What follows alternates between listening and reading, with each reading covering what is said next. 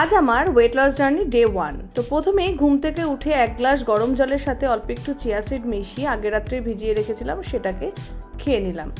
তো গরম গরম চিয়া সিডের জলটা খেয়ে নেওয়ার পরে একটু কাজকর্ম করে ওই ধরো 8টার দিকে আমি ব্রেকফাস্টটা করে নিয়েছি, একটা ডিম সিদ্ধ আর একটু অরেঞ্জ জুস দিয়ে।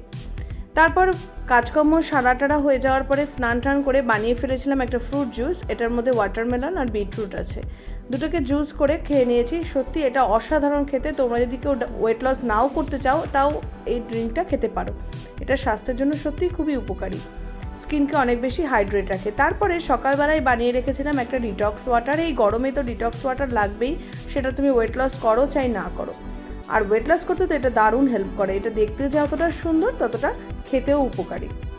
তো একটু বেরিয়েছিলাম, দুপুরবেলা বাড়িতে এসে লাঞ্চটা করে নিয়েছি একটু ভাত দিয়ে, যেহেতু আমরা বাঙালি লাঞ্চেতে একটু ভাত থাকতেই হবে। করেছিলাম একটু চিংড়ি মাছের মালাইকারি, সেখান থেকে চিংড়ি মাছটাকে তুলে নিয়েছি, আর একটু রায়তা শসা আর পেঁয়াজ দিয়ে, আর একটু ছিল সবজির মধ্যে পটল। তো সেটাকে খেয়ে নিয়ে দুপুরবেলা একটু রেস্ট করে নিলাম। সন্ধ্যের দিকে সবারই তো একটু খিদে পায়, আমি একটু হাঁটতে গেছিলাম।